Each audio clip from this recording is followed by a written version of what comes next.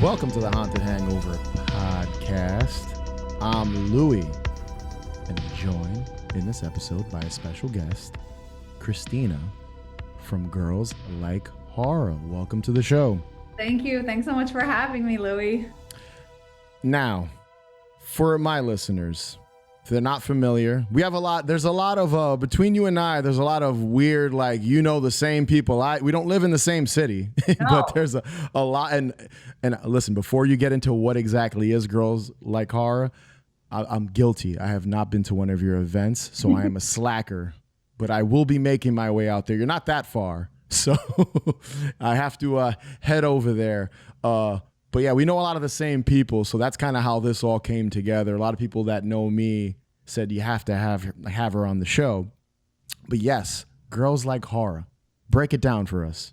All right. So we are Philly-based, and we're an all-inclusive film club whose main goal is to build community around our love of horror films. And specifically, our focus is on horror films either directed by women, produced, written by women, or horror films that have strong, interesting, complex female protagonists, which is basically like 95% horror films. A good chunk of horror films. Yeah, a good, even, I joke and say, we saw Terrifier 3, but I'm not joking because that has a female protagonist who's quite resilient, and we honor the stories of these characters, but at the same time, the actresses themselves, because I like to say they've endured, they've endured these prosthetics, these storylines, just even their experience as a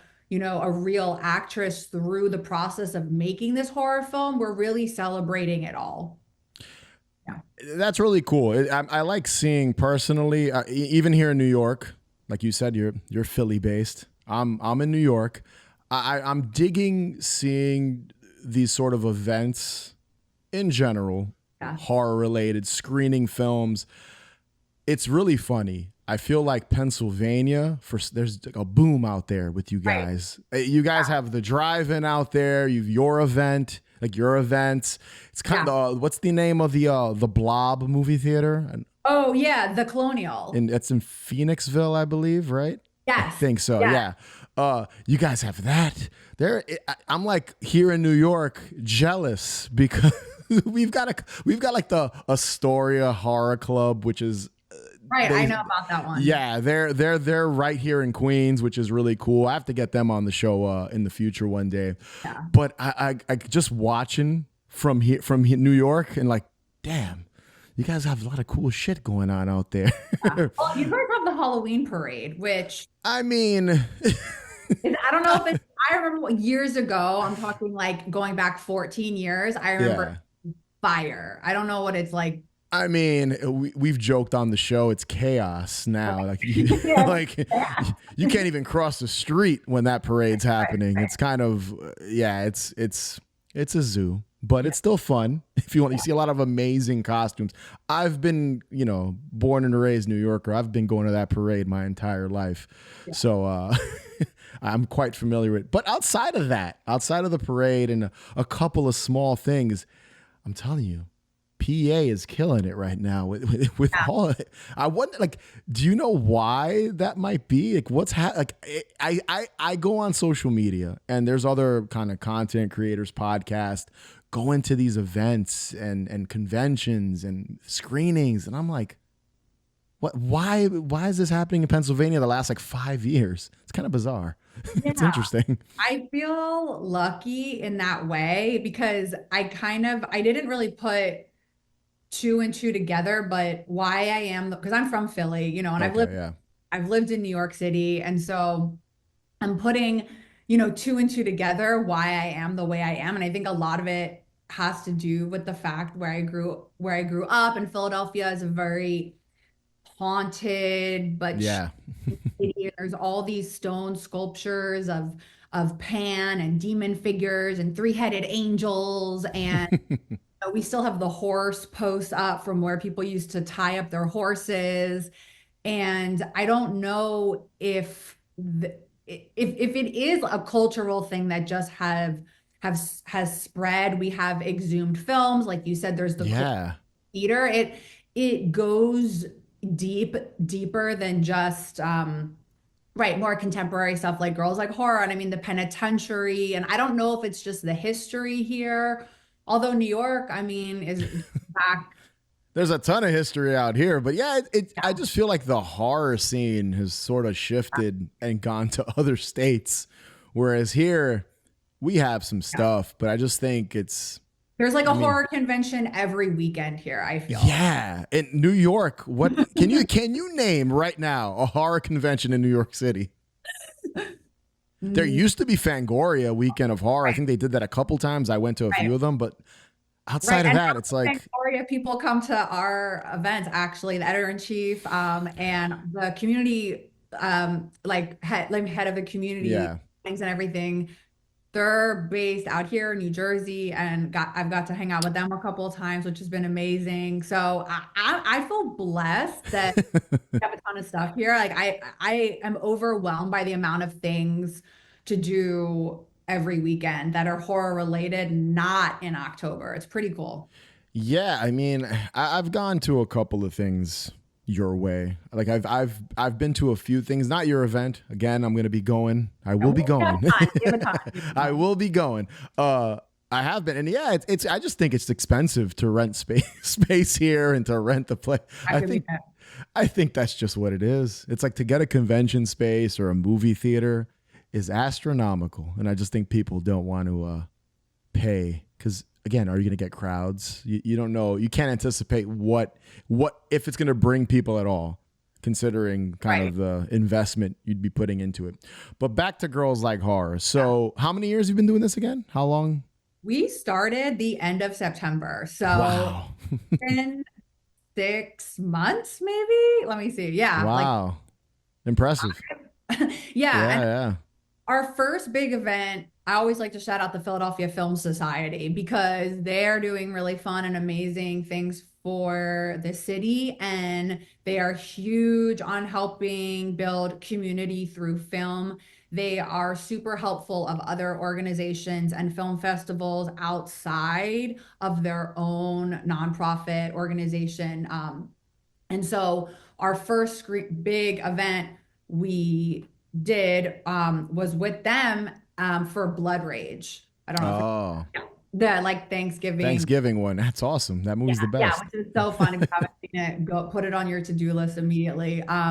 And we had a huge turnout. We sold out that screening, and that was the first mixer we did.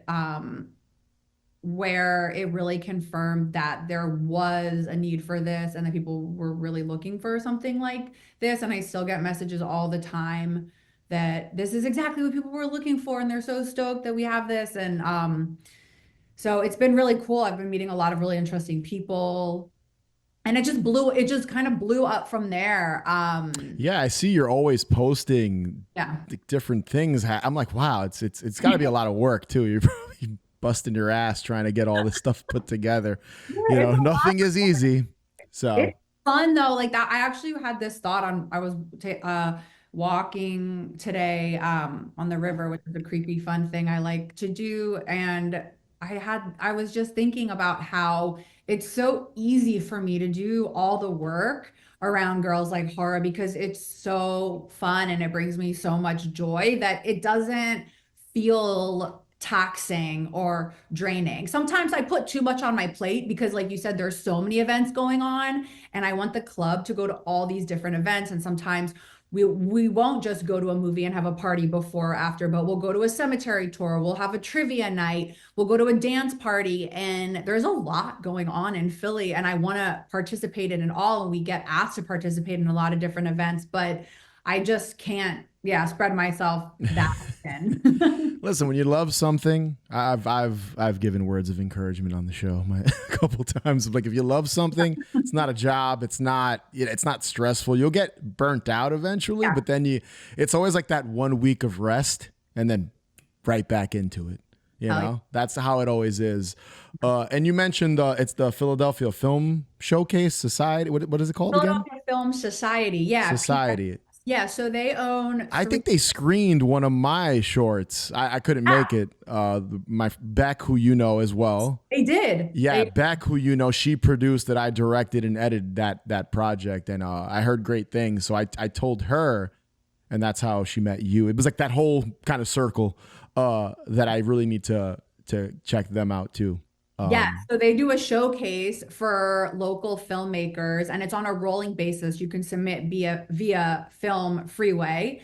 I think it's free, honestly. And they Trey, who's an amazing programmer, Trey Shields, he programs these nights, and it's also another way to just kind of build community and share people's work on in a really nice theater, honestly.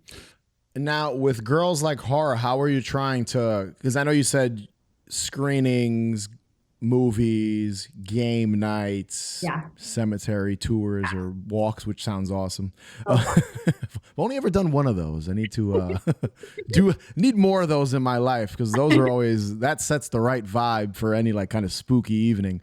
Yeah. Uh, but as you evolve, you said 6 months, which is like infancy. It's still Yeah. kind of growing. What's your end goal? Are you trying to maybe have your own kind of big event, like your film festival, or like with all female filmmakers and actors and stuff? Like, is that something you're toying with, or you're not sure? You're figuring it out as you kind of go along. Well, we were kind of speaking to this before we started recording of this idea of Yeah, you have this passion, you do something, and then it just kind of evolves yeah, in its own way where you might be, I'm a big writer and I'm a big manifester. So I write a lot of stuff down. And it's funny when I'm looking back at my different writings to see what I was trying to bring to life. And it's like, okay, that kind of happened, but it ended up happening a little bit differently than I thought, but it's still the same concept. And so like our biggest, like I said, the biggest goal is community and having like support, and also just what I love best is what you love, all podcasters too, like to talk about films. We love to just talk about yeah. film experiences with them in all different ways. And so the to have that around this shared passion and is a really cool, and I guess it's fulfilling for everyone involved. And so I'm a big festival person. I love film festivals because for me that's the closest thing of community. And like you said, you can get, actors, producers, you're in there. And I had a film at Springfest with the Philadelphia Film Society, and they also had Cronenberg's new film in there, and also this new body horror called The Ugly Stepsister. Oh yeah, I heard about that one. Yeah, and I was so excited about it because getting to like encourage everyone to go to that film festival. And I thought it'd be so cool for the club to experience like film festival vibes, and things that people wouldn't normally experience. So down the road, it's been cool. We've been able to go to a lot of free screenings as well. We get to go to a lot of advanced screenings because of the club and the energy, and involvement with, like everyone who follows and is a club member and subscribes. So I love hosting events. I love parties. So I mean, I'm open to all. I'm like, let's collaborate with the free library, like I would love to travel, and go to festivals and host different events. But what I'm learning is that the communities in Philly, like I've built such a strong Yeah. crew with all the Philly people. And I shouldn't say I should say we all have showed up and built this really strong network. And so it's hard for me to think about expanding beyond um Philly or just like Pennsylvania, like Southern New Jersey, like maybe New York too, area, because it's such a yeah. Like everything, I'm sure as it grows, you're gonna end up kind of dipping your toe in other stuff. Yeah. That's just how I just think, especially if you have something good going and people are really enjoying it, Yeah. supporting it, and you're getting, your guest on a show or you're part of an event, or it's just over time. Now you mentioned filmmaking. Got to talk a few minutes about that before we get into some Halloween goodness. What's that journey been like? So as a fellow filmmaker myself, it's always interesting to hear Yeah. the struggle of making a project Yeah. come to life in the form of a film, whether it's a feature, short, music video, whatever. What's that journey been like? Yeah. Yeah. I like to tell myself if it's easy, everyone would be doing it, right? And Yeah. you can, I mean, you can just pick up a camera and say, some really awesome films were just made on, you know, Sony handy cams or whatever have you. But it's been hard, mostly financially, because I always tell myself that I want to make something low budget. And I'm like, well, I'll just get together and, you know, um make films with some of my friends. Or I just watched this film last night called The Celebration, which is like a Dogma 95 film, and it's like Yeah. these filmmakers, they had all these regulations, it's like only handheld cameras and natural light. I'm like, oh, that seems really affordable, but I'm like, nah, that was probably it's still so much work. It doesn't matter if you're doing something super low budget with what you have, or you're doing a production with a 30 to 100 person crew and you have sets and locations and budgets. You're still putting in the same amount of physical and mental energy. So we must really love filmmaking if we're doing it. I remember when I was starting, and I've caught myself several times. I used to always say, oh, it's going to be an easy shoot. 3 people in one location, crew of like 5. Yeah. And then you get, whether it's a 2 or 3 day shoot, you get on set, the air conditioning's not working, someone's running late, something breaks. You just never know. So I've made it a rule. Like, I'm in pre-production on something now. Awesome. It on paper, right, seems simple enough, but I'm telling like the DP and I'm telling the producer, who's also one of the actors. Yeah, it seems easy, but wait until we're wait until we're rolling and the sound guy has a plane going and someone's blasting music 2 blocks away and he can hear it or they can hear it. So yeah, it's I've learned to stop.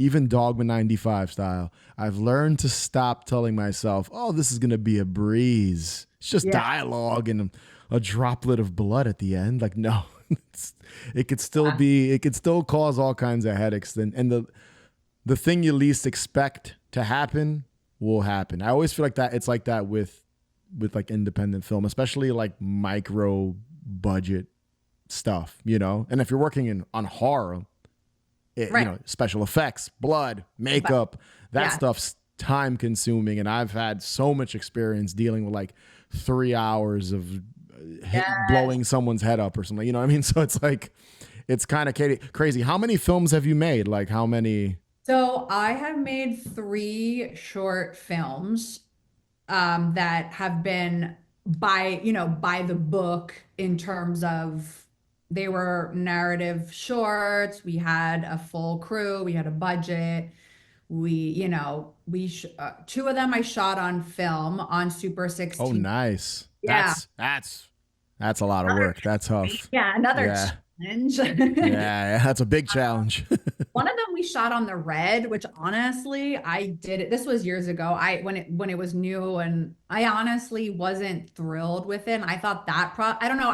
I love tape, film. I collect a lot of VHS. I'm looking at my cassette player now. I'm like analog. So I like film because I'm like, I understand it's going in the camera, right? Red, I'm like, where are these files? I don't understand. Why do we have to decode them? I don't like this. Yeah, it's a struggle. Like I'm an editor too, so I direct and then I take everything that we shot and then I have to put it together, which I guess is since I do both, since I'm on set and I'm editing, I know what I need. But yeah, I can't imagine. And I agree with you. There's just like a texture to analog, to film, to VHS. They're digital. Like if you're shooting on like a Black Magic or something like that, there's kind of a numbness to it. Sometimes there's really flat and there's no there's no texture. There's no really just kind of a flat surface and it looks too clean. So I totally agree. But even shooting on film can be very expensive and very difficult. That's where the money issue comes into play. Yeah, money, time, and Yes. the constraints can be helpful in certain ways because you really have to chop, cut, and throw out a lot of stuff you were planning on shooting depending on time or how much film stock you have left. And yeah, you just have to be a little bit conservative, which is good in a way because then you are more proactive about just like tightening up your days and making sure you're being very clear with the actors about how you want the performances, and you do more rehearsals and you do camera tests, so there's more, you're forced into doing more prep. I feel if you shoot on film, because we have to do camera tests and make sure that the stock looks okay and what stocks do we want to use and is the light this, that, and the other, and how did the last film I did is black and white. So we had to do camera tests to see how the outfits would look on black and white, and all that stuff, which doing rehearsals, I met with the actors, we rented out theater space, we did rehearsals, and that was all because we were shooting on film. And I knew that we weren't going to have, to do like more than 3 takes. Max. Yeah. Yeah. Yeah. But that helped in the end. Yeah. Yeah, I think when people know, like especially actors and stuff like that, and sorry, listeners, I know this is like the indie film minute you're listening to right now, but I feel like actors on set, and I'm not an actor, never have been, never want to be, but I have a lot of actor friends. I know when they know they can get unlimited takes. Yeah. And it's like they can get 5 takes of whatever line delivery they have. It tends to drag on the schedule a bit. What should have been a 7-hour, 8-hour day could turn into an 11-hour day easy if actors are temperamental or having issues or not remembering lines. So you got to really, I mean, with film, you've got, like, you're working with what you got. Like if you get 3 takes, the editor, make it work, buddy. Yeah. Unless you're Francis Ford Coppola and you have millions of dollars, you can do 21 takes on film. Yes. On our level, no, unfortunately. You can't do 21 takes with film. I've never shot on film. I would love to. I've shot on VHS and things like that. Never shot on film. Had opportunities to, and had DPs like, yeah, we could do this. I was like, this just seems like a pain in the ass. I would like to one day, definitely a short film before a feature film, because I can't imagine like an 8-minute short and a 90-minute feature. I can't imagine a feature-length film shot on film and then having to edit that. And I can't imagine. Yeah. It's the dream, but yeah, it's a lot of goddamn work.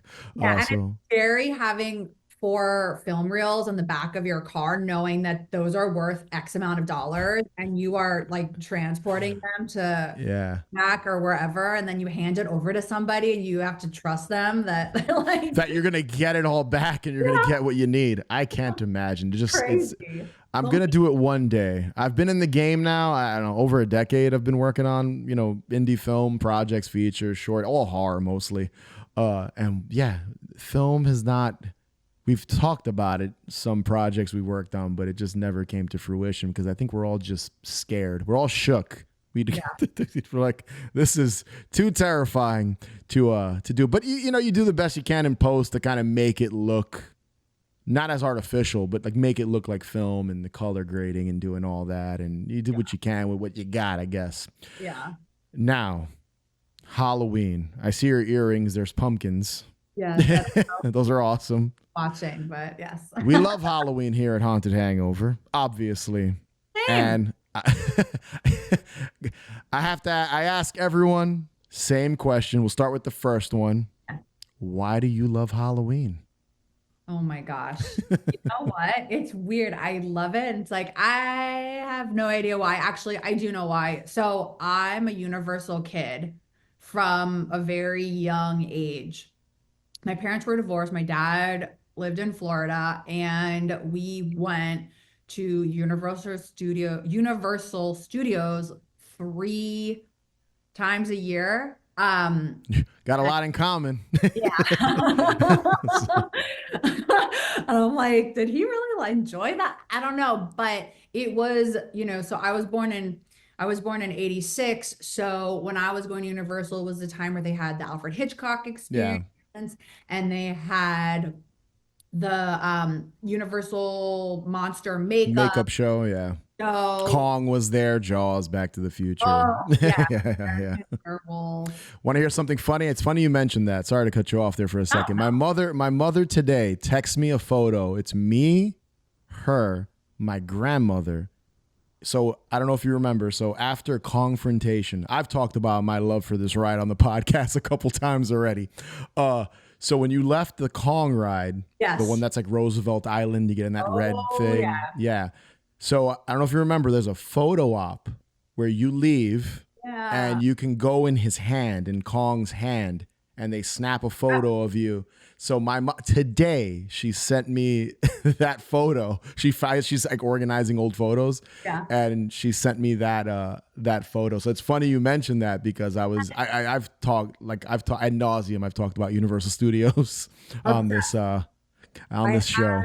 a King Kong towel, a King Kong beach towel that I loved, and I don't Awesome. know where it is now. But so I grew up with that, and that just felt to me, it felt right. It felt like every day, and it's funny because I didn't realize that I was so into horror and all things Halloween until now older, I can look back and my friends remind me of how I made them watch all these, like Freddy Krueger, Friday the 13th, and all these films when we were younger, and it just felt like normal to me. I was like not clocking that I was super into horror and the types of videos I was making and the stories I was telling was all horror and Halloween centric. And so it's just now, I mean, a way of life. Yeah, I know. And you feel a little cheesy when you say that, but then you're like, it's true. Like It's it's true. I'm dressing It's up true. all the time now with all these mixers we're doing and everything. Yeah. So much fun to dress up and the idea of being spooked. It's a cool challenge. I like to face my fears in that way. I feel like I'm really breaking through. When I can like, walk through a haunted house or understand how a special effect was done. It's just, I don't know, there's something in that that's really special to me.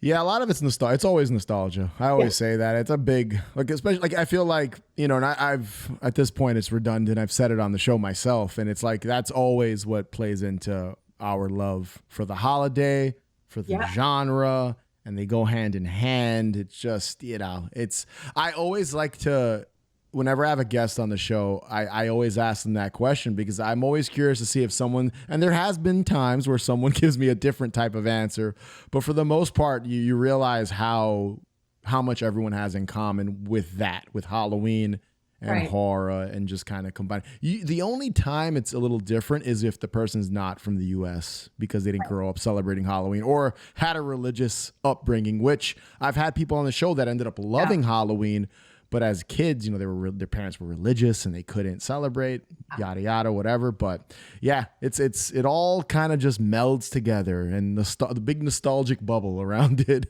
Right. big pumpkin shaped nostalgic bubble That's what I around was our gonna love of say. Halloween. Painting pumpkins, Yeah, Halloween parade, the Halloween candy, seeing people express themselves for the first time because I had to wear a uniform at my school. And ooh, I also grew up in an area mostly like outside of Philadelphia that was quite conservative and it bothered me. And I always inside felt kind of different from everybody else. And I liked odd, creepy, gross stuff. And it was hard for me to relate with other people in that way. And for some reason, Halloween, when we're all in our makeup and our costumes, and just, I remember one girl for Halloween was a bathtub. That was how old? Wait, how old were you guys? kindergarten. Oh, Kindergarten. what an interesting costume to I dress a child, a bathtub. the bathtub. And I'm just That's like, amazing. oh, cool. It's so cool what we think of as That's kids. crazy. I had another friend of mine on the show, I think last year, Johnny Louvers, synthwave artist. Shout Oh, out to Johnny. His mom dressed him up as Mount Rushmore, and he was like 7, and he told the story on the show. And I was like, what a bizarre, like, that's a parent that loves Halloween and is like, you know what? I'm gonna dress my kid up as a bathtub. Like, no child. You'll have a clown, you have one Michael Myers, you'll have right. like a Disney princess, bathtub. No Yes. one will be just so. That to me is just amazing hearing those stories. I bet you, I bet you don't see kids dressed as bathtubs like these days. Yeah. So I know. now, hit me with a nostalgic Halloween memory. Share one with me here. Okay. Well, it had to be this when I knew that this question was gonna come, I had to think about it because there's so many good ones. And honestly, one of them was when I was in school in New York going to the Halloween parade in around 2006. It was just an overall remarkable experience for me to see like people on stilts and the groups of people that were doing, like group costume ideas, and then being able to march in the parade and Did you march that year in the parade? Okay. not officially, Oh, but okay. my friends and I like squeezed in and we were just like, marching in the It's crowd. easy to do. You just have to Yeah. sign up. It's Yeah. easy. You can even take part, but I think you have to know the car. They have that Thriller. It's like 150 people that are doing the Michael Jackson Thriller dance. Like, you could even sign up to do that, I think. Or it's like a Yeah. group or something. So it's But interesting. the official memory, which I have proof of here, is when I was in the third grade and we moved around a lot, when I was younger. And in the third grade, and we were staying here in the city in like a really small apartment. And it was just like a cool moment for me and my mom because I was like living far away from school. And I don't know. I decided I wanted to be a witch, and I don't know what came over her or myself, but we went so in on this costume, like from the makeup and creases in my lips and like just like this epic wig and this like she went so hard on the makeup, and I was in third grade and like she transformed me into like Oh, like that's awesome. really like That's awesome. iconic witch. And I like the gray wig. You don't see this. Usually yeah, the black wig, but the gray wig adds a certain yeah. it's a certain And like the charm. rats and the magic ring. And I have this film photo of me and I'm very like serious face with like the chapped lips and the lines under my eyes and everything. It was just special because I remember feeling so proud that we built this And costume it was to a scary costume. So you're a kid and be. it's scary. So I was stoked and I was stoked. And then I used this photo when I was living in Brooklyn at the time. And this was, I mean, I know that the Williamsburg Flea and all that stuff probably still exists. mm-hmm. It But does. was a lot of back then for me, it was new to see all the people doing printmaking. There were all these brands that were had cool shirts and people were making their own designs and graphic tees and all that stuff. It was kind of cool to set up your booth at these different fairs. It was just what we all were doing back then. And so I made a whole brand around this photo and I used this image and printed it on all these Oh, different that's sick. yeah, and it was like half toned, and I made all these really giant shirts with the witch on it and tote bags and stuff. And the whole idea of the brand, it was called No Lost Witches. And the whole idea of the brand was that it's a witch who doesn't know that they have magical powers. And so it was a way to say, like, we all have our own kind of special power and talent, whether it's it might be untapped. So keep a lookout for that, and it was just kind of this cool message. And so this image has like been carried with me through the Are you year. still doing that? Is that still something you're working on? It's on the back burner for now. What, we're bringing it back? Well, it was funny because it's not like I was doing that for a while and then Oh, I okay. stopped and I moved to LA, like things Yeah, yeah. project done. But I still have a lot of the shirts from that time. And when Oh, I that's moved to cool. Philly, we have little yard sales and stuff. And I had a bunch of them in my trunk, and my friends saw them and they were all like, wait, this shirt's awesome. I want childhood Christina on, on me. And so some of my friends have them. I have them for, I have special editions for on request for those. That's cool. Hey, listen, there's a people want, and especially an image like that, again, very nostalgic, just looking, this 90s, I'm assuming was the 90s. Yeah. So, right. That must've been, we're the same age. So I was like, that probably was the 90s. There was just a certain magical feeling, especially when you see like photos from that time, obviously 80s as well, but where you see a kid who purposely wants to be something scary, whether it's a witch, Dracula, Freddy, Jason, a clown, a scary clown, and it's homemade. There's something special about that. So that's why people see images like that and they're like, man, that's awesome on a shirt. I want that, because it's a unique image. Only you have that image. Yeah. So if you think about it, so that's cool. Just bring that back. Make that a part of something. I know. Well, like I bring them around sometimes. Like when we have our Girls Like Horror events, because we do have a bunch of merch, and I have shirts and hats and buttons and pins and all that good stuff. And I'm always making new stuff. And sometimes I'll bring the shirt with me and the witch, and I put it out at the Mahoning screening of Candyman. And some woman was like, "What? I know this is from a movie. What movie is this from?" And I was like, "That's me as a child." What movie did you watch? Because this is not from a movie.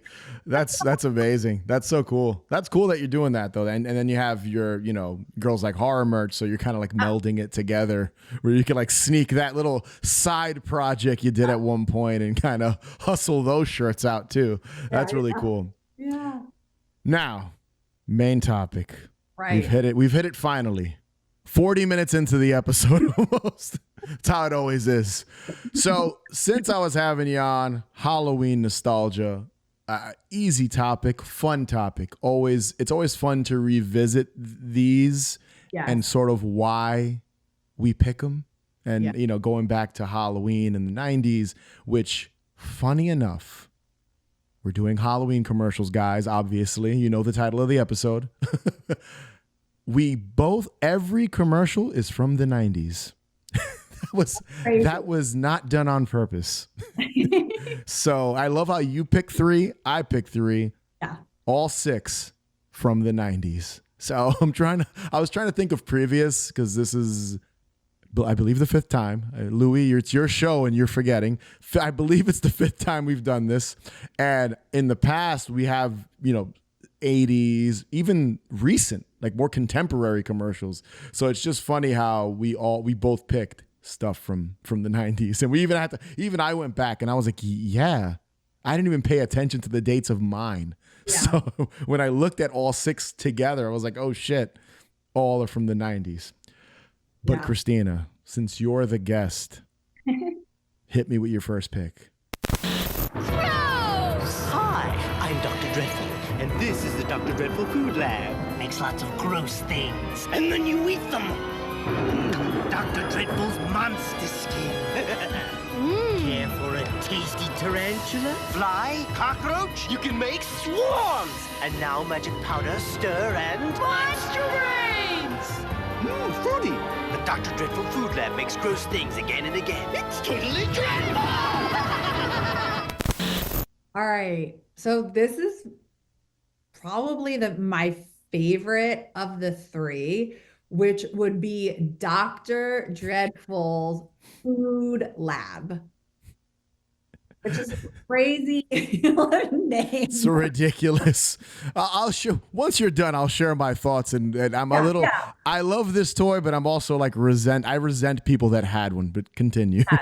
Yeah. So the name pretty much explains itself for you, but it was just presented in such an epic way, and it also was edible. So the idea, I wasn't allowed, actually, okay, this is a weird thing too for someone who loves Halloween. I wasn't allowed to eat like sweets or candy growing up freely, or soda. It was like a weird thing. And so listen, it probably molded you into a very healthy person. I was drinking tons of soda and gummy bears when I was a child. So, and peanut butter sandwiches. But it's like that thing of when you can't have something, you want it. And no, so of course. for me, I was like, this is a toy that makes sweet food in the guise of monster paraphernalia. I need to have this. And it's it's this interactive experience. And the commercial was so much fun to watch. They're in this lab, they're creating bubbly stuff. It was like the fun stuff you wish you could do in science class if you could only eat your science experiments. They're making monster skin and like fizzy brain treats. And I just, though, even just the way that it's presented in the commercial, it just looked super delicious for me. And we have this restaurant here in Philly called Monster Vegan. It's the best. I've been there a bunch of times. It's great. And I'm like, this is kind of almost like Monster Vegan is like the extension adult version of it's the mature version of Dr. Dreadful. And then Dr. Dreadful, like, what thing is that? I will say my favorite. So there's a couple things about this commercial that I love. So the setup is fantastic. It's very Frankenstein-esque. They're in a laboratory, and then Dr. Dreadful's like this insane looking dude in a lab coat, and I believe his hair's white, right? It's like this big poofy, crazy white. It almost looks like an insane Doc Brown is kind of the vibe I'm getting from him. It is. And these are commercials, so they're obviously very brief, but they're able to sell this toy. And this is a very popular toy. I'm sure it's come up on the show before, like this specific thing. I don't even want to call it a toy. It's technically not a toy because you're eating the stuff, so that's not really a food. Yeah. So is it a toy? It's kind of marketed as a toy, but in reality, it's candy. They would never create something like this today for children. And I agree with you. The monster skin. I want to know what the hell that's made out of. What? Because there's like a little bone stick. So the kid places it in like this, I don't know, like little jar, like an experiment, like test. I don't know what you call those things, but they pour this shit on top of it, and then he lifts it, and it's like a piece of skin solidifies. And then he's like, I want to know what is that? What did they, I think I know what the monster brains are made out of. There's like a combination of like whatever's baking soda and probably sugar, because that's, sugar. It's probably like a brain. You have this plastic skull head, and then you pour this liquid into what I'm assuming is like sugar baking soda, and that makes it bubble up. But the skin, that's where they got me.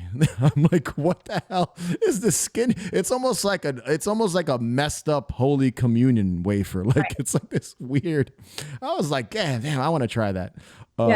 As someone who just went to a bubblegum making event where we watched a film on how bubblegum was invented on 16 millimeter, which was really fun. That sounds cool. Made bubblegum after.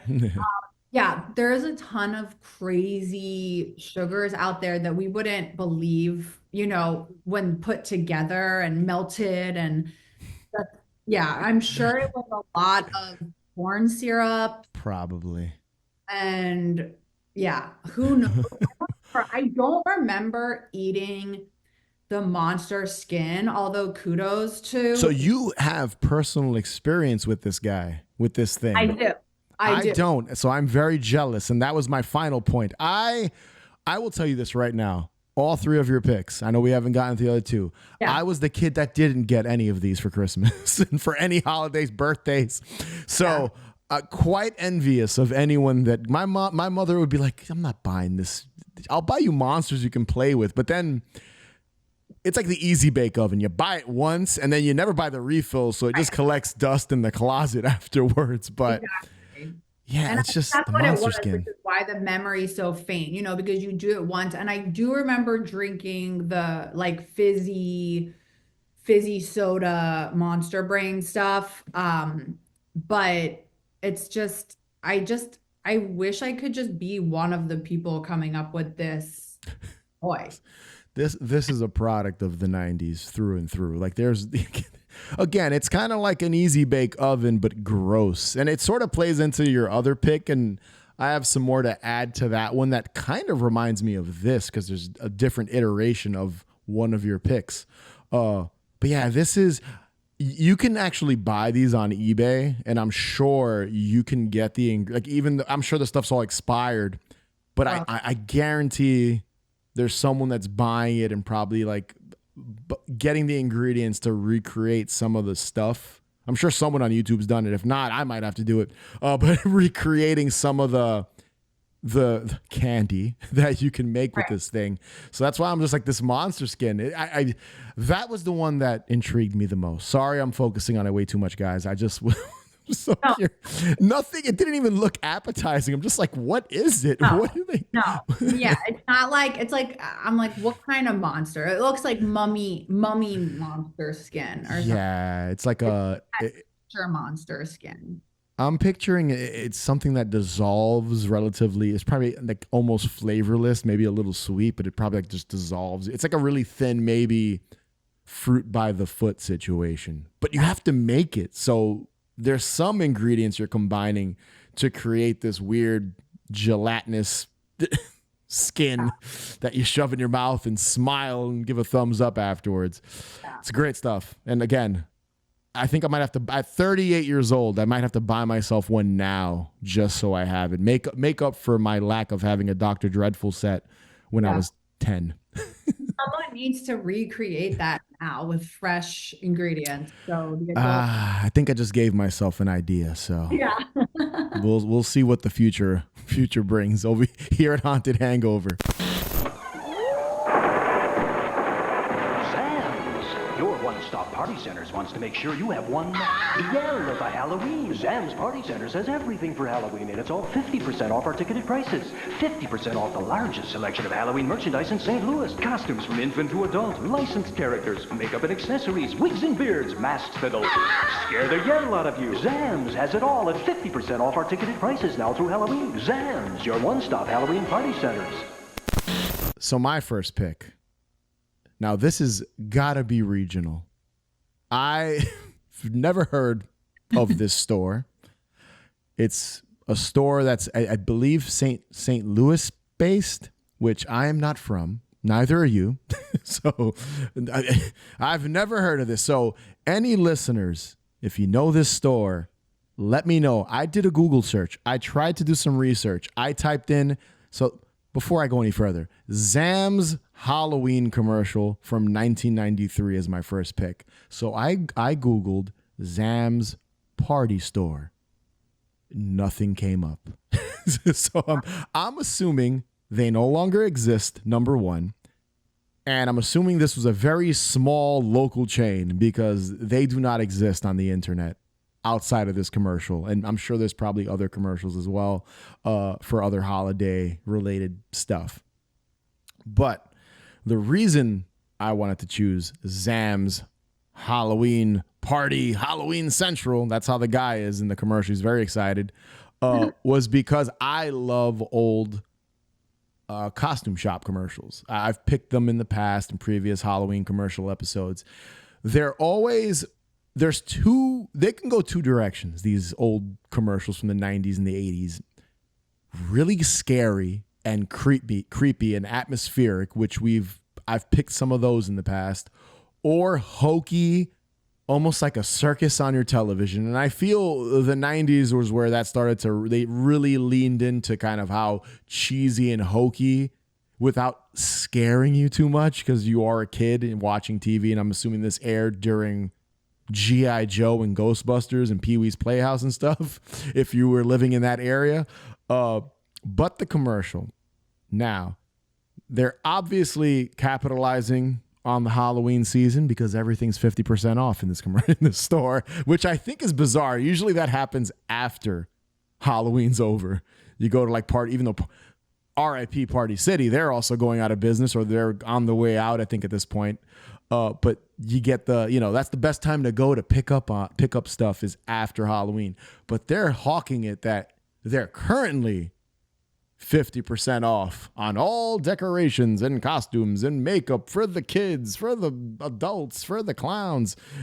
And one of my favorite things about it and the way they kind of set it up is they have, so there's some really lame pun was like, you have someone screaming. There's like this yellow border throughout the entire commercial. Graphics are amazing. Yeah, it's fantastic. This person screams and they say there's like a line where they go, "Mass that will scare the yell out of you." Ah! And then you've got the scream. Really cheesy. They have everything for Halloween at the store. Two things about this commercial I love. Two shots that I think are hysterical. One, they have costumes for babies. So we get a shot of a woman or a person. I don't know. I can't tell what it is. I'm assuming it's the baby's mother, maybe, or father. Who knows? I'm hoping that's who's holding the baby because this is like a newborn child holding the baby. They have costumes for babies, and it's wearing a giant pink bonnet, like a big, it's ridiculous. And the baby's knocked out. So it's fucking funny. And then there's like these two furry, I can't tell if it's the baby's feet or again, the quality of this is like not even 1080. But there's like two little poofy jack-o'-lanterns at the very bottom. And it's just a funny shot because you've got this baby completely knocked out, has no idea it's in a Halloween commercial. So I am amused by that one single shot of the baby not knowing what's going on, looking ridiculous. And I think the person holding them is dressed as a caveman, from what I could make, because you can see like the furry situation happening. The other shot, and to me, this is probably the best, minus, there's a lot of panning shots of old Halloween decorations and, nothing screams nostalgia to me. And I've said this on the show, a wall full of rubber Halloween latex masks. Like that's what we all grew up seeing that. Now they're out of reach and, which is also nostalgic when they'd have them up high because they didn't want anyone to touch them and put them on. But the other shot I love, and this is how the commercial ends. You've got a group, it's a group of people and they're walking in slow motion, but like the frame rate is really poor. So it's kind of choppy. They're like all walking and they're trying to be scary like zombies, but this store is so friendly looking and brightly lit that it's not quite working. And you got a Frankenstein there, an executioner, a zombie. There's even a little girl, I think, in the back as a zombie that you could barely see because an adult is in front of her.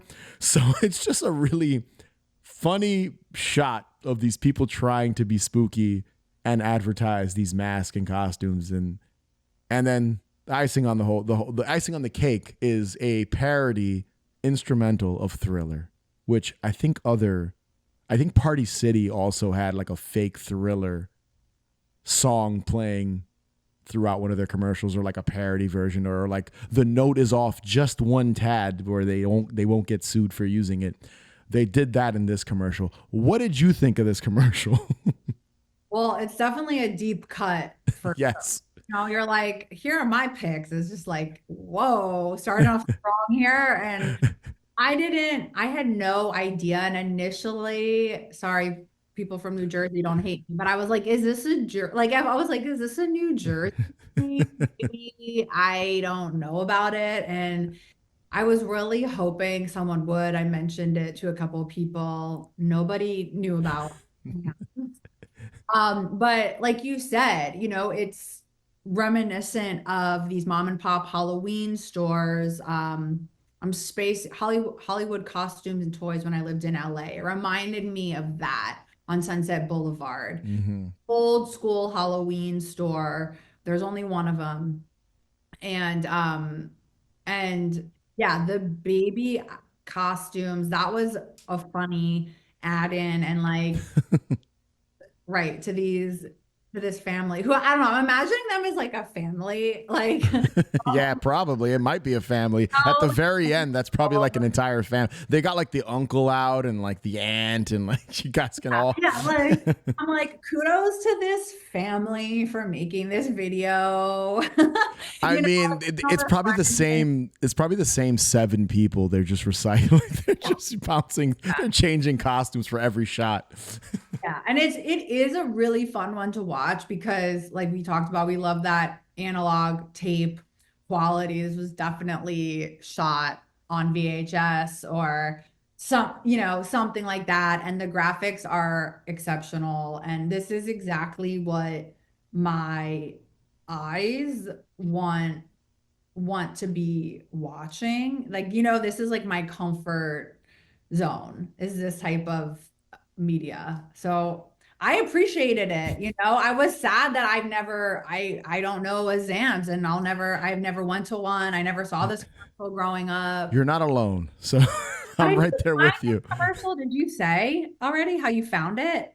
So I have like playlists I've created on YouTube with just tons of Halloween commercials, and I tend to, I try to get as deep cut with them and pick the ones I find most interesting. I just stumbled across this one day, and I saved it, and I said, you know what, I'm going to talk about it on the show next time we do Halloween commercials, just because of it's so bizarre with, again, that yellow border. Like the yellow border is basically in the entire commercial, and everything's sort of in it, like inside of it. And it's almost like they wanted to make it more full frame because they shot, I don't know, maybe they shot on VHS like you said, and they wanted to get rid of the aspect ratio. That wouldn't make sense either because it was the 90s. So technically that wouldn't make, like on a TV, that wouldn't appear. So I don't know why they did that. And as far as Zams go, again, any listeners, if you guys are familiar with this store, like let me know. I'm so curious. I even looked through the comments, and I think I saw 1 or 2 people say they remember it, but no one gave any like no one I spoke to gave it. Like I didn't ask anyone a question, but yeah, obviously they don't exist anymore again because I looked them up and I found Zipola. No information on Zams. So I hope there's one out there. They survived somehow and continued selling Halloween costumes. I have faith someone's gonna be like, that was my uncle's like store, and it's gonna come. I'm the little girl in the back of the monster line that no one took seriously and blocked me in the shot. That's right. what I was in this commercial. You see me in the back, the little girl zombie? That's me. But my uncle, Bob, had to be in the shot. He had to play. That's probably what happened. Yeah, or like the found footage festival guys, what they do is they find all this really crazy like training videos and found footage stuff, and they've gone one step further, but to find the people in these weird found footage videos, it's crazy stuff. So that's dedication. Yeah, we need to contact them. Do some research. We need more info on Zams. What the hell's their deal? And why did if they went under, why? What happened? Who knows? Yeah, you like the true story, Zams. Mystery of the ages. Whatever happened to Zams? What's your next pick? Master, the ears. Where we go? Could be more disgusting. How about some bubbling boils and green glob? Now I'm losing my lunch. Monster Face, the gruesome monster head you make and remake into the most monstrous monsters imaginable. It's alive! Then you bring it to life. Now for the test. It works! Monster Face comes with everything shown here. All right.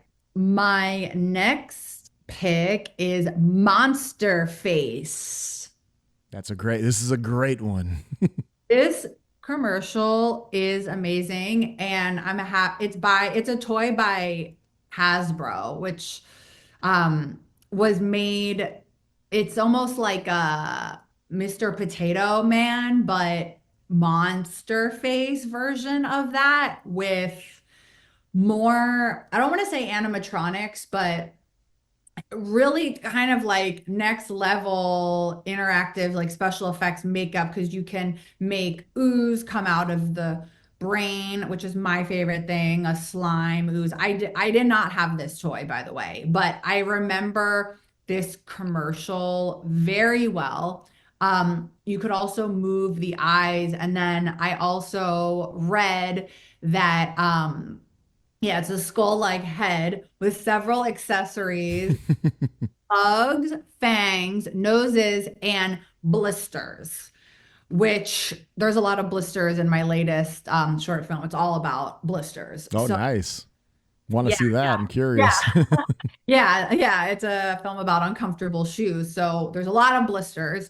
And this commercial just spoke my language because in it, there are these two kids that are really adorable. One more perhaps like nerdy than the other. And they are trying to just like creep out people and freak out everybody. And like, not only is this head of the monster just like super detailed and freaky, Pretty really gross. pretty gross. Um, but the commercial itself is very alive and animated. And there's this mother who's dressed as a 50s housewife. And I'm almost like, I'm going, this is really stretching far, but I'm like, did a known filmmaker direct this? Like, I'm like, did like not Tim Burton, but it just has the way that the camera angles are, and they like, push open this door, and it's like this 50s housewife mom tossing salad, and she sees the monster face, and she's like, lets out this huge scream, and the salad goes everywhere, and it's like it visually, it's like John Watt, like out of a John Waters film. Yeah, that's a good way of describing it. It does feel very kind of John Waters-esque in that way, and the kind of way they detailed.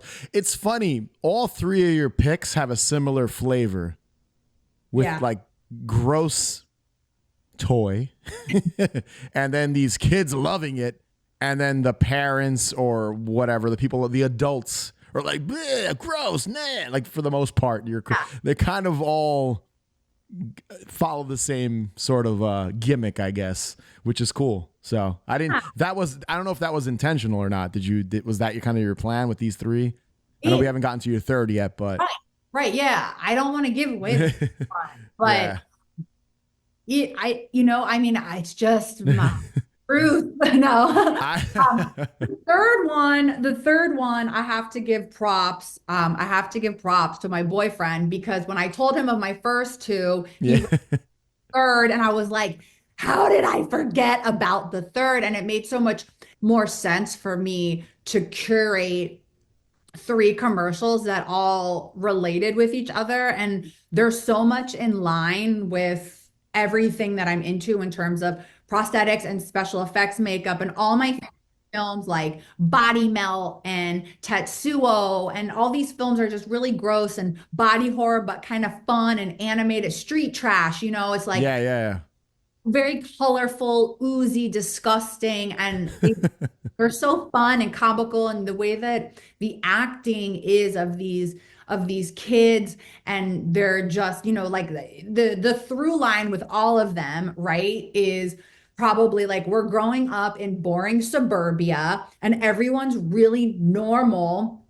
and we're not into the same stuff as our parents, and we just want to have a little fun and gross them out. And like the whole ending of all these commercials is like, sick, we succeeded in grossing out our parents, like, and we're not going to get arrested for it. It's innocent. Yeah. We're not going to get arrested for making a monster face or we're eating brains. Yeah. Right. Like, we're pushing a skull and making green ooze come out, and it's so creepy and it's so cool, and they're like celebrating this. Monster face is so interesting because my own history, just like Dr. Dreadful, did not have a monster face, and I wanted one so bad. So your commercial was the original monster face. Okay. Obviously, you grew up the same time I did. Goosebumps was massive. So they had a Goosebumps version of Monster Face, and that was the one I wanted because you could, so the original Monster Face had the same sort of deal where you can make his face all gross, eyeball exploding. You can use the similar to Dr. Dreadful. They loved baking soda. You can make stuff bubble. Yeah. But the Goosebumps one, you can create the haunted mask, like the brow of the haunted mask, and you can. It's the same toy, the same face, but they added kind of Goosebumps. Yeah, there you go. Best favorite book of all time. Yeah. You can in the Goosebumps version, you can make it look like, I think, like a Slappy and like haunted mask and same gimmick, but the added bonus was they were advertising kind of other tie-ins to Monster Face. So in the Goosebumps version, I know you're getting kind of a bonus commercial here. Oh yeah, I'm calling it the sexy and they have something called they're called Dreadheads. I wrote it down in my notes here. And basically what those were, when you watch the Monster Face Goosebumps edition, there were little heads, and one was Slappy, Curly the Skeleton. What's the name of the hamster? Not Fuzzy. Fluffy, I think. I might be wrong. I'm losing my Goosebumps cred here. But the hamster, I think one of the mud monsters, and inside of each head was green slime. So it was like the Goosebumps version of Gak. And then what else? The other thing that they added to this Monster Face sort of Goosebumps set is they had something called brain bites, which you could eat. You couldn't eat anything else, but you could eat these brain bites, which were kind of like the skull with the fizzy pink brain juice, but Goosebumps themed. Same gimmick, so gimmick infringement on their part. Who cares? Still amazing. But one thing about the Goosebumps Monster Face edition that I love is at the very end of the commercial, they clarify, because kids are dumb, what you can't and can't. So they're like Monster Face and Dreadheads can't be eaten. The brain bites can be eaten. They want to make sure at the very end of that commercial that they tell the kids, look, guys, don't go eating the slime inside of the Dreadheads because you'll get sick, even though I'm sure it was non-toxic, but so good. So both versions of the Monster Face, amazing. I tried to buy one. Yeah. Brand new. Recently? Yes, in the last, I'd say, year, because I wanted to do some stuff for the show here, some more video stuff, and astronomical. This guy was asking for like $1,500, brand new, in the box, not open. And I was like, I'm not spending that much money.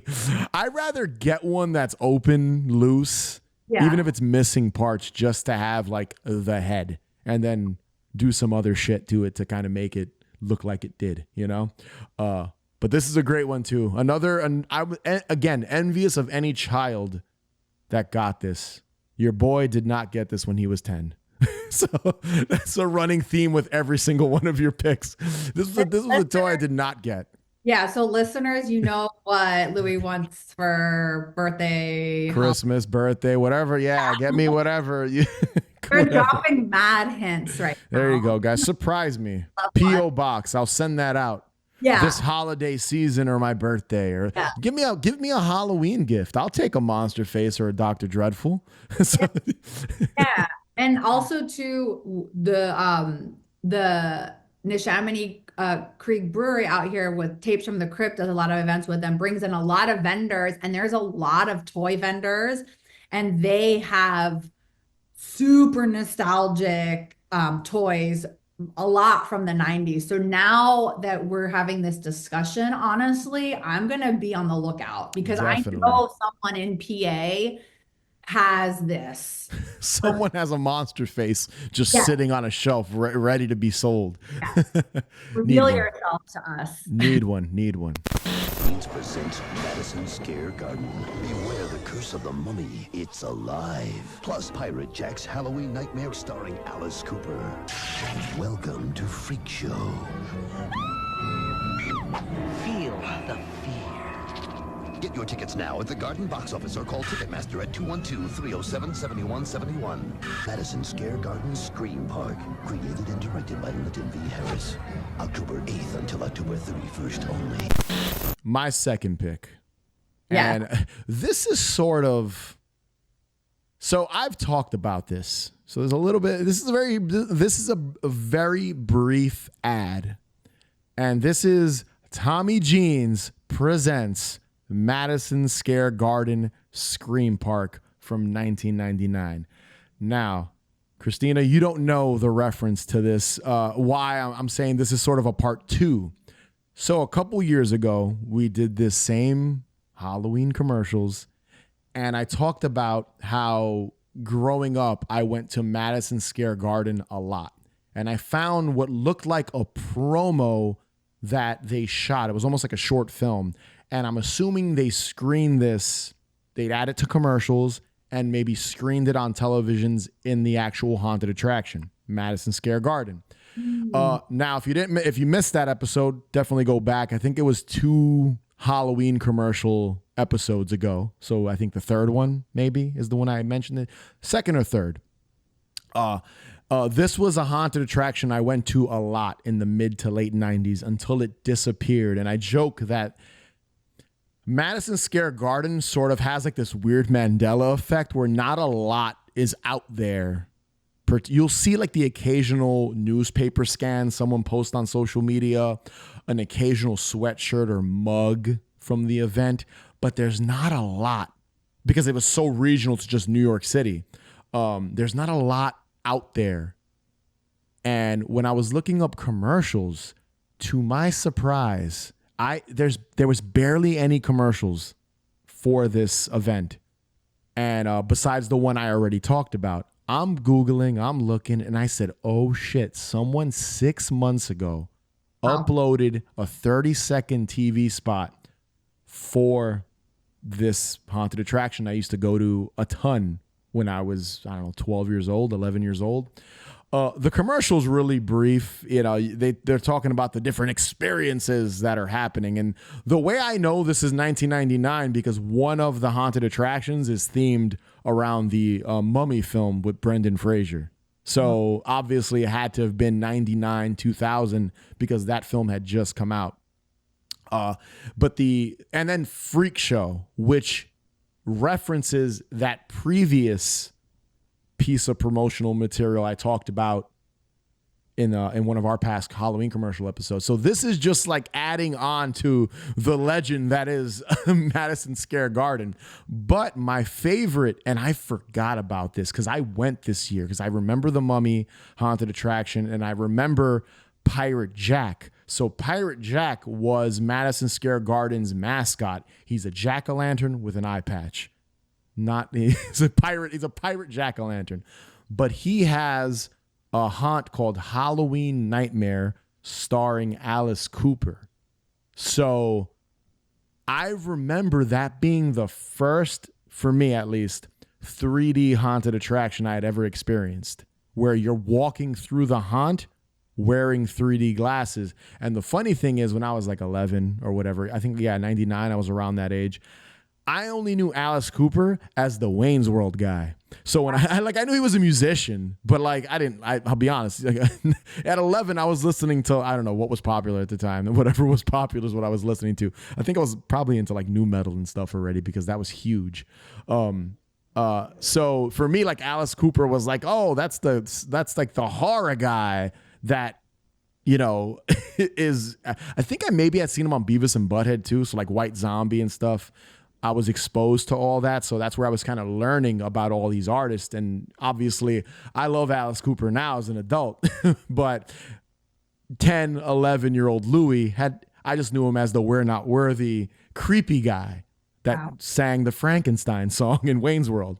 So when I saw this commercial, that kind of sparked a memory in my mind. And I'm just glad that there's more proof of this event existing out there now, because every year I'm always on eBay looking up certain things. I'm trying to buy like maybe an original shirt from the event. and or some other pieces of merch because I have none, and I collect some horror haunted attraction merch. It's like something I like doing. Cassettes with like scary sound effects that they sold at these events, and they had one, and I slacked and didn't buy it off eBay when I saw it, but this commercial is great.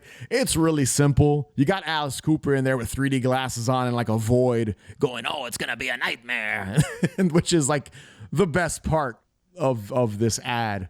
And I just love that Tommy Jeans presents it. So don't forget your your Tommy Jeans. Have you ever heard of this? Did you know about this? Okay. And you're not that far. So I feel like, because you guys have Eastern State Penitentiary, which is a huge, I've been to it. It's a huge thing. But this was big in like the mid to late 90s. This was the city's haunted attraction Halloween event. So you've never heard of this? No. It's weird because my aunt lived in New York my whole life, and she and I were super close. And I went to New York a lot with my dad too, because he had stuff to do there, and never heard of this at all. And I wonder if I was just like a little bit, like not too old, but like that age where you're getting into your teen, I guess. Well, I was at that point, I was probably, you're right. Like if this is 99, which it shows in the commercial, like like it's getting there in terms of like the quality, the look. Yeah.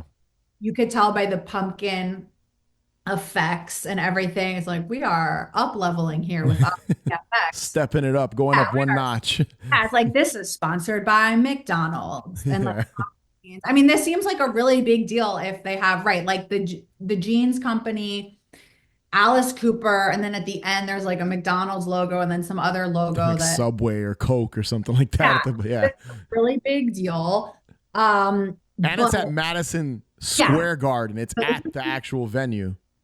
But never. And I wonder if I was just like at that, angsty teenager age where I was just like, I mean, I don't know. I mean, we're the same age. I was still really into Halloween. Yeah. I was really like at that point, like that age, I'd say between 9, I was really into Goosebumps and things like that until like 14 is where I got into like, metal and death metal and hardcore and new metal was Korn and Deftones were huge and I was getting into all that stuff. But I still loved horror movies and I still loved Halloween. And, at this point in my life, from the age of around 6 to 38 years old now, I've been going to haunted attractions my whole life. So this was one from my childhood that was local and was easy to get to. But again, it's almost like it didn't exist because there's not a lot of stuff out there. Like, Spooky World is a notorious haunted event, and you hear people from Massachusetts and stuff talk about it. Even people that have never been know about Spooky World. I feel like Madison Square Garden should get the same respect as Spooky World, but it doesn't. It was a great, from what I remember, again, I'm looking through this through nostalgic glasses there, goggles, but it was great. It was so much fun, and I remember getting so excited. Like we'd take the train out there and get to Madison Square Garden. They'd have the giant Jack. I think one year they had a blow up version of him. They had just like a drop down flag with his face on it. And just being amazed that they built these 3 haunted houses inside of where the Knicks and Rangers play. So like that was just, and that's such a prominent part of my childhood. Like Ringling Brothers was there, before they got in trouble years ago with the elephants and stuff. And I would go to that. Like my mother would take me to that.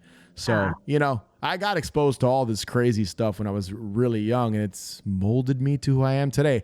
But yes, the main takeaway from this is that more stuff is existing, that more is coming to light about Madison Square Garden. So I'm hoping someone finds commercials and uploads more. I did find a video that someone and I don't want to spoil because I'm thinking about doing a whole episode kind of watching this video.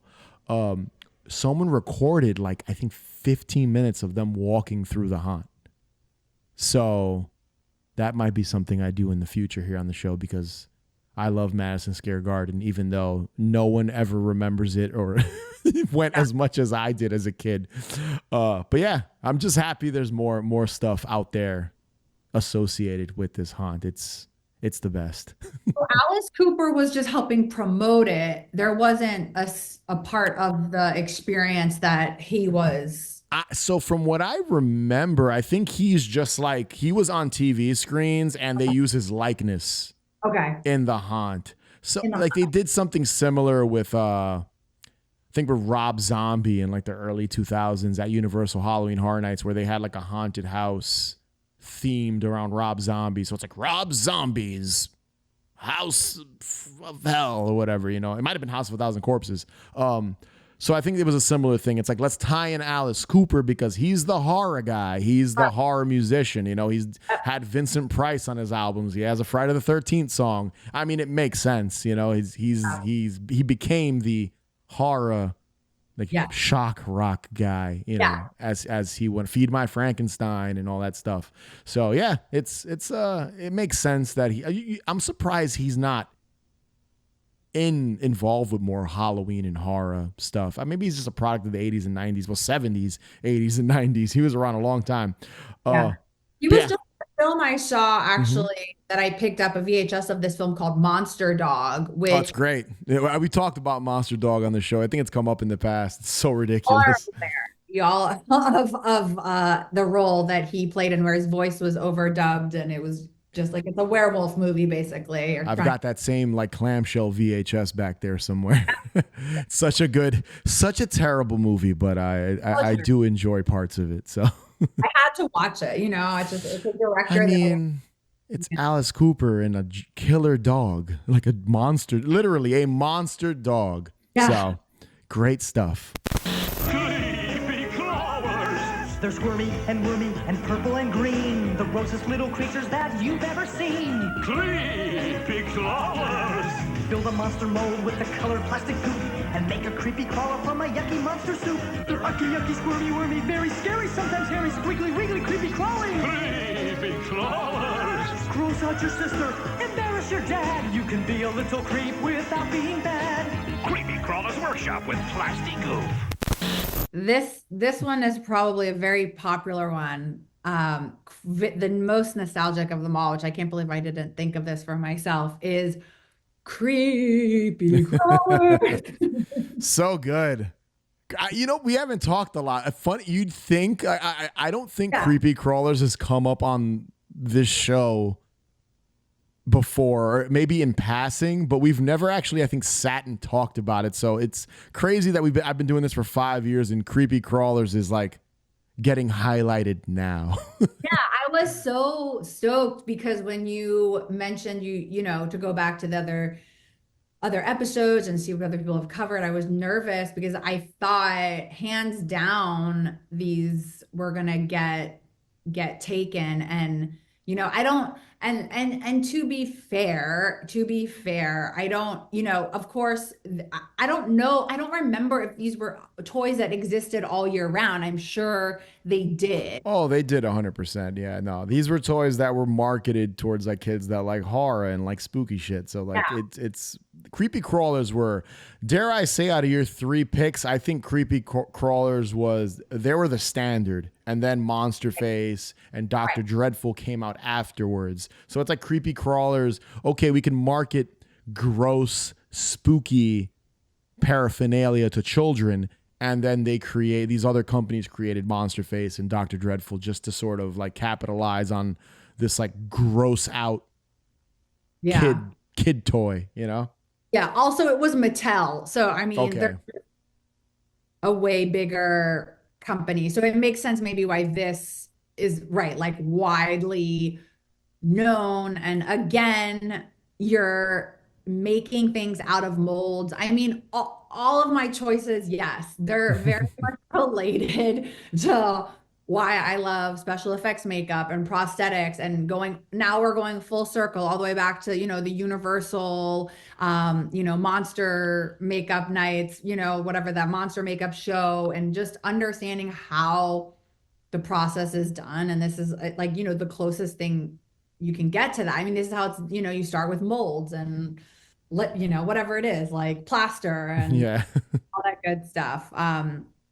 And yeah, I didn't realize because when we were speaking before, you said, oh, the commercials are in the 90s. And I was like, I wonder how long creepy crawlers have been around for, but it looks like it's been around since the 60s. It used to be called something called Thing Maker. So Mattel, I guess, and apparently, I don't know, I'm not checking facts here, but apparently these are still being sold. Yeah, you can still buy creepy crawlers. I know they're still out there. I don't think they're as popular as they were in the 90s, but I believe I've seen them out in the wild, like the rare occasion where you see like a toy section. I think I've seen them. And I think on Amazon you can go and buy like the little set to make them and stuff. So, I mean, I'm sure the marketing is different now maybe, but the commercial itself, the track for the commercial, so good. like hypnotic. I mean, the song is so good, and the way that the person is freestyling, whatever, like I don't want to call He's it like they're green. They're yeah. Yeah. They'll be the listeners will hear it. We're butchering it right now. They'll hear the better version. So we're like not doing it justice at all. No, we're not. But the the themes are the same in that it's these two friends at home trying to just creep out and scare everyone, and it's like it's really funny, and the part that gets me is it's just like you'll embarrass your dad, because like your dad is gonna be so scared by these creepy crawlers. Like it's just, I don't know, it again, and were they edible? I don't. So there was a version eventually where I believe there was an edible version. So I think you could use the same molds and the same mechanism, but I guess they use like gelatin or something.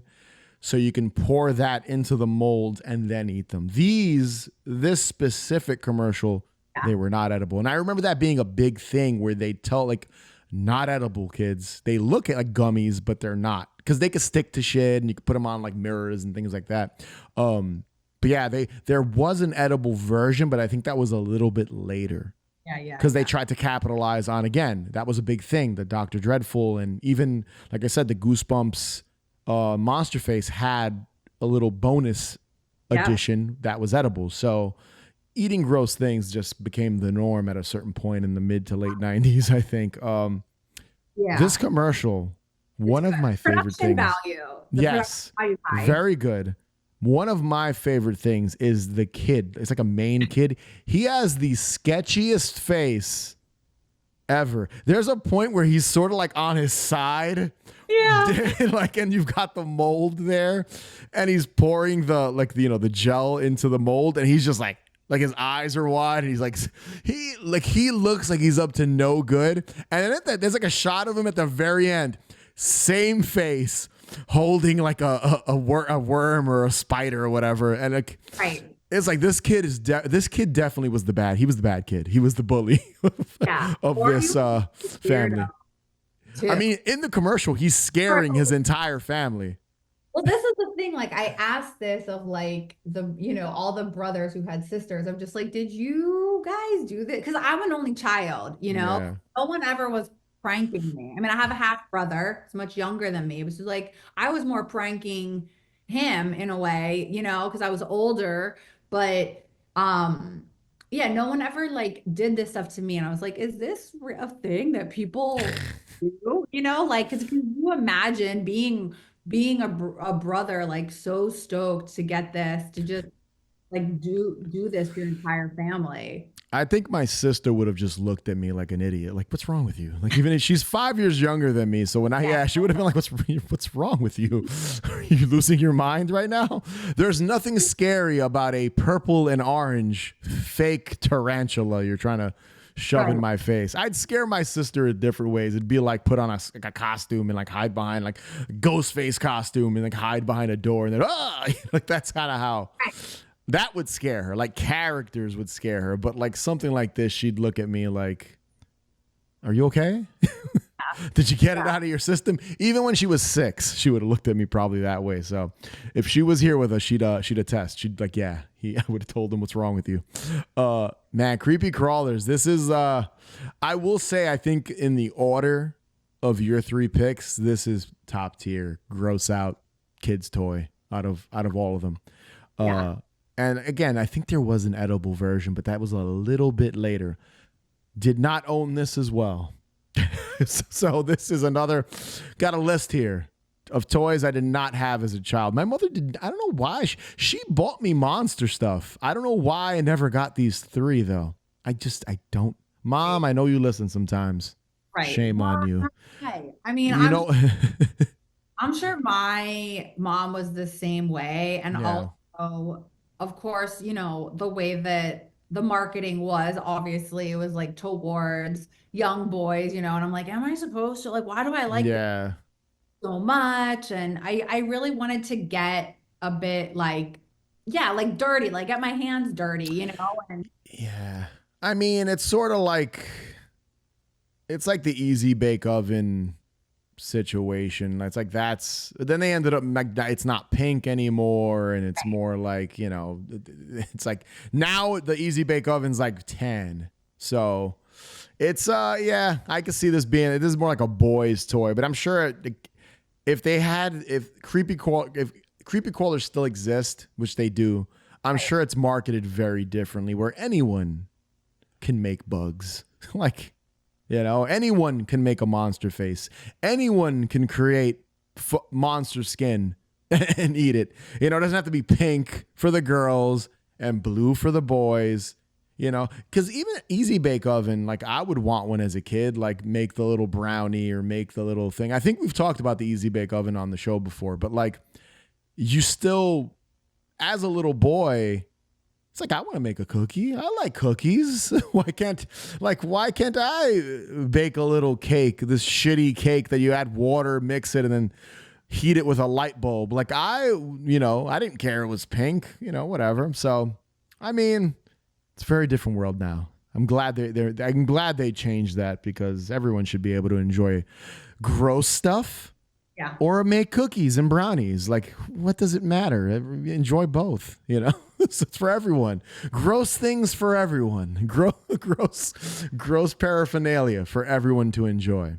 But I feel like I agree with you. Like, I bet you the majority of people listening are really gonna enjoy getting back to this commercial, because and the music and the mom in her face mask and the hair, it's scary, Isn't the dad like on like his lazy boy with glasses, and there's like he puts his glasses on, and then there's a bunch of like worms and tarantulas stuck to it. So, and then the kids behind the couch like all snickering with an evil face. Take it easy, bro. What did you take before? What did they put? They probably put him on drugs after he did all this to them. So probably fed him a bunch of Dr. Dreadful. Yes. He washed that all down with like a Jolt Cola, and it was a surge, and then he was all high on caffeine, scaring his family with gooey tarantulas. Oh, I would have loved to be a kid acting on one of those commercials, though. Oh man, the kid in the Creepy Crawlers commercials is like top-notch performance. Oh yeah. He's top-notch. He is like, that kid must have grown up to be, he must have played all the villains in every movie if he continued acting, because you could just tell by the look on his face. So good. It's so good. This was again, I think this set the stage for just like gross out toys. Channel 11's 8 o'clock movie will return after these messages. Last night, I had a dream. I dreamed of people and stories, curious stories, the unusual, and something changed October. But it made sense. It made perfect sense, because it was a movie station. 11, I think. New York's movie station. October. Maybe it isn't a dream at all. No, it's not. Maybe it's real. So my final commercial. Once again, regional, New York based. I can't help it, guys. I'm sorry. This is from 1991. It's the WPIX Shocktober commercial. And also the 8 o'clock movie bumper at the top of the commercial that I love. And just to clarify, I want to give some credit here. So this commercial aired during a presentation of Friday the 13th 6, Jason Lives. And the person, this is their YouTube channel, at WTC Vidman, Vidman. I don't know them. I'm just giving them a shout out because they uploaded this commercial, and this is probably a hard one to find. And what this commercial is, it's basically a bumper for something WPIX Channel 11 here in New York would air in October whenever they screened is not the word to use, but they would present horror films. So as a kid growing up, I have so many memories of seeing like the WPIX 8 o'clock movie. It's the way I saw The Shining. It's the way I saw Creepshow for the first time. I was like 6 watching Channel 11 and just like learning Elvira, Mistress of the Dark. This was like the first time I watched it. And this commercial, funny enough, is made up of clips and like this ominous voiceover that's talking. He's talking about dreaming and watching a movie, but it's not a dream. It's Shocktober. Like that's literally what's happening. And you get shots again from Creepshow, Friday the 13th, Phantasm, Poltergeist 2 is in there. Oh, They Live, Radio Flyer, which I think there's a shot of from, which is not a horror film, so I don't know what that's all about. Elvira's in there a bunch. It's literally, they cut up a bunch of different quick clips from all these films. And this one always strikes a nerve with me because this is like pure nostalgia to me. Being from New York, watching, a lot of people watch TNT Monster Vision. I did too. I love Joe Bob like everyone does. Like, I grew up watching Monster Vision. I watched like the Up All Night on USA and anytime they'd premiere a horror film, I'd want to watch it. But WPIX Shocktober and this channel, when it was the movie, New York's movie station, is where I saw a lot of this stuff. I remember watching Nightmare on Elm Street 3 Dream Warriors for the first time. Was on Shocktober, WPIX. It was just, it's crazy that this local channel got all these movies and was able to screen them. I remember watching The Witches of Eastwick for the first time, which is a bizarre film for a 7 or 8-year-old to watch, but it's my childhood. It's where I watched films, and there's not a lot to the commercial. Again, it's a voiceover and clips from different movies, and then that awesome Shocktober in green, like the green font, green and blue, I believe, and then the lightning. I love it. That's basically the whole commercial. What'd you think of this one? Well, I mean, first of all that you described, like that is important stuff. You know, those are very pivotal, like years of absorbing content. So that's like this, like if I had a version of this, it would be like very major, in that way. You're not that far, so I wonder what what Pennsylvania's WPIX would be. Right. Like that broadcast, you guys must have had something like this. But it was probably like a different news group, a different, like a different broadcast team for the news and a different, but they I mean, it says New York's movie station. So obviously this is ours, but I guarantee you had your own version of this growing up.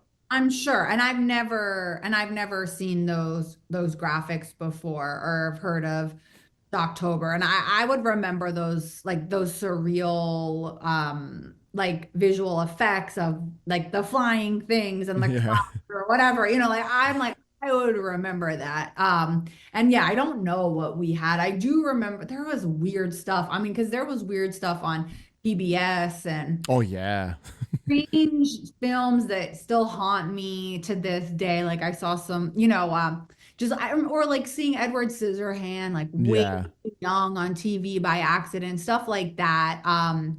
But I mean, I thoroughly enjoyed it. It reminded me of Cinemax Yeah. because I have a weirdly have a huge collection of someone's ripped Cinemax VHSs. So Oh wow. they would and they were obsessed with horror films. This was from an estate sale. So they were obsessed with horror and they cataloged all these films that they were like ripping off of Cinemax. Wow. I too appreciate these vintage looking ads. And of course, they were giving previews for, between each film, they would do a similar thing of being like, here's the preview for this and that. And they would have themed, nights based on the programming or time of year or whatever. And also really cool graphics. I would say visually, this is like my favorite style of, I guess, well, it was 90s. So, but it was like, yeah, 91 is this one. Early 90s. Yeah, it's very early. Wow. This is like an influence on me. Like, so I do a Halloween special every year here, like at Haunted Hangover. We bunch of different segments, and we have like a horror host, Howard. My boy Howard, he has to make an appearance again soon. He hosts the whole thing. And so in the intro, when I edit it, I add a lightning and the title Haunted Hangovers. And this is what inspired me to do that for our Halloween special every year. So it gives me the warm and fuzzies anytime I watch it. I feel like I'm 6 years old again. Yeah, like any montage of horror clips and like it's funny because you're like, what'd you say, Friday the 13th part 6 or like Poltergeist 2. I mean, it's funny because when you look at the clips, those are what like. There's a shot of what's his name? Slipped my mind. The Reverend, what's his name? I forget his name. From Poltergeist. Part 2, yeah. Who was literally the scariest. Yeah, there's like a shot of him, and then a shot of like Jason, and then a shot of Freddy, and then a shot of Elvira. Like it's the most random shit. So when you're 6 and you watch this commercial, I was scared but intrigued, and that's how I would, like at my grandmother's house, I would just play this and watch the 8 o'clock movie. I'll never forget. I've told the story on the show, watching The Shining for the first time. I was like 8 or 9, and just being like blown away at how terrifying this movie was, even though it was probably heavily censored. And still, because it was TV, it was broadcast television, still scared the shit out of me. But I love The Shining to this day, so it didn't affect me that much. One cool thing too about this video, so I said the link out loud, the WTC Vidman, his YouTube channel. Someone left a comment. Now this was from 14 years. This was uploaded in 2008, this commercial. So it's been on YouTube for a while. 14 years ago, someone commented that they wrote and produced this promo, and that they said the person's name, Doug Paul, was the voiceover for it, and that they worked on it. So that they cut it in-house, WPIX, and the digital, I'm looking at it right now, digital editing. So that's cool that the person that worked on this bumper, this commercial, actually commented on the upload.